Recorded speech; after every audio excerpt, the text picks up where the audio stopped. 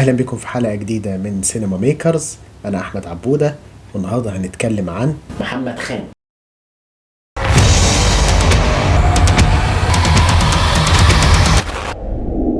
في 26 أكتوبر 1942 في حي السكاكيني في القاهرة ولد محمد خان لأب من أصول باكستانية وأم مصرية. وأثناء نشأته كان بيتهم مجاور لسينما صيفي، فكان محمد خان يقدر من بلكونة بيتهم يشوف كراسي السينما ويسمع الصوت ولكن ما يشوفش الفيلم.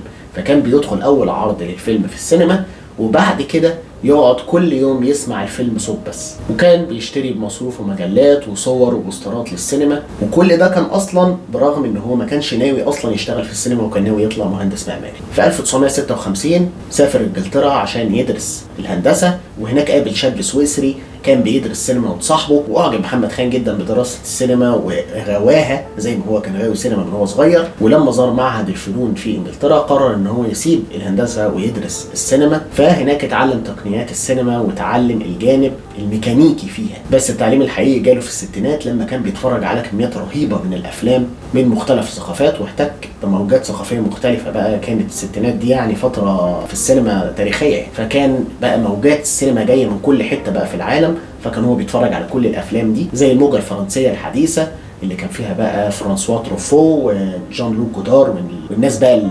العتاوله دول. اتاثر جدا محمد خان بالافلام دي، واتاثر بموجات مشابهه في السينما الهولنديه والدنماركيه والتشيكيه، واتاثر بمخرجين زي انتونيني وفيليني وكوروساوا وغيرهم من العمالقه، وحفرت الافلام دي في ذاكرته بقى وفي دماغه، وخلته ينظر للسينما بقى بشكل جاد جدا، على عكس السائد في السينما المصريه والعربيه ساعتها اللي هو كان الفكاهه والهزل والدراما يعني الكرتونيه شويه. بعد فتره امتدت تقريبا 7 سنين رجع محمد خان للقاهرة واشتغل في الشركة العامة للإنتاج السينمائي العربي تحت إدارة العملاق صلاح أبو سيف اللي احنا عملنا فيديو عنه هنا في قسم قراءة السيناريو. كان معاه بقى ناس زي رأفت الميهي ومصطفى محرم، بس ما كملش هناك سنة ورجع بعد كده راح لبنان، اشتغل هناك مساعد مخرج لمدة 2 سنين، وبعد كده رجع انجلترا تاني وأسس دار نشر وعمل كتابين عن السينما، واحد اسمه مقدمة السينما المصرية والتاني عن السينما التشيكية، وكتب مقالات كتيرة جدا عن السينما. وسنة 1977 رجع مصر تاني وبدأ مشواره السينمائي في مصر سنة 1978 بفيلم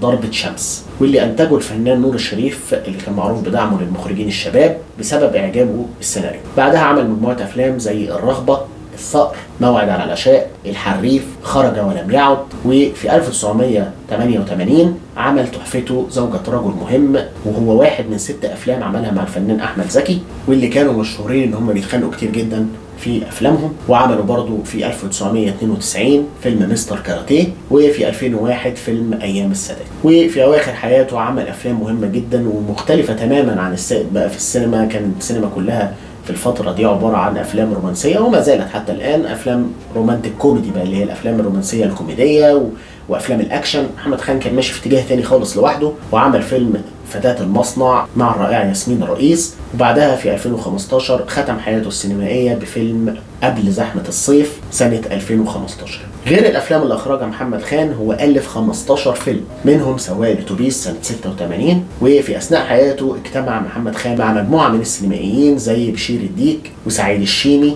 وعاطف الطيب وداود عبد السيد وخير بشارة، وكونوا جماعة أفلام الصحبة. والجروب ده كان هدفه إن هم ينتجوا لنفسهم أفلام مختلفة وهادفة غير الأفلام اللي موجودة في السوق التجارية.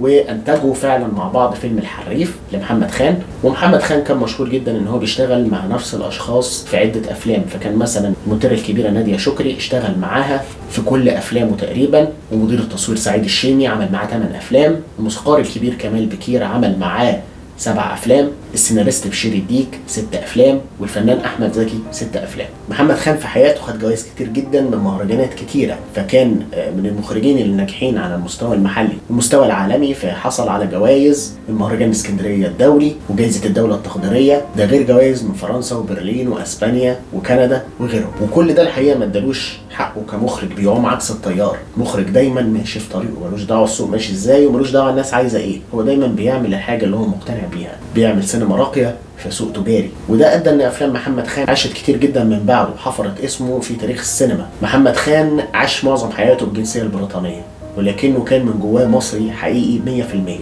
فكان لما بيدخل المطار الضابط بيساله عن جنسيته، فكان بيتكسف يقول بريطاني لان هو معتبر ان هو مصري، عاش في مصر وتربى في مصر واتولد في مصر. وبرغم ان هو ما كانش معاه الجنسيه المصريه ولكنه كان بيصر ان الناس كلها تكلمه على انه مصري، ونسب كل افلامه ونجاحاته لمصر. وبعد 71 سنه من المعاناه وبعد حمله من التوقيعات اهدى الرئيس عدلي منصور سنه 2014 الجنسيه المصريه، وساعتها زاره في بيته المتحدث باسم رئاسه الجمهوريه وبارك له على الجنسيه ووصل له تقدير الدوله وشكرها وامتنانها عن اعماله وعن فنه. وكانت بقى فرحته بالجنسيه المصريه كبيره جدا لانه عاش سنين طويله جدا بيعمل محاولات مستميته عشان يوصل لها، خصوصا ان هو كان على طول كل شويه يبعت لرئاسه الجمهوريه ويبعت لاعضاء مجلس الشعب ويبعت لوزراء الثقافه ان هو عايز الجنسيه المصريه وان هو عايز يبقى مصري، ولكن ما كانش حد بيرد عليه لحد ما في 2014 اخيرا حصل عليها. في 26 يوليو 2016 توفي محمد خان عن عمر يناهز 73 سنه، عاشهم في حب السينما وحب مصر وحب الناس المهمشه اللي صورها في افلامه واهتم بيهم، من لاعب الساحات الشعبية المغمور للعاملة الفقيرة في المصنع لبنات وسط البلد.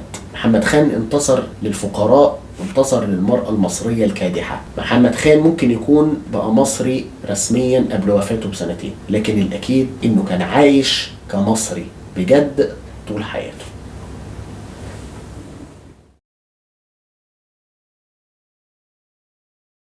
أتمنى فيديو النهاردة يكون عجبكم، أحب أسمع رأيكم في الكومنتات.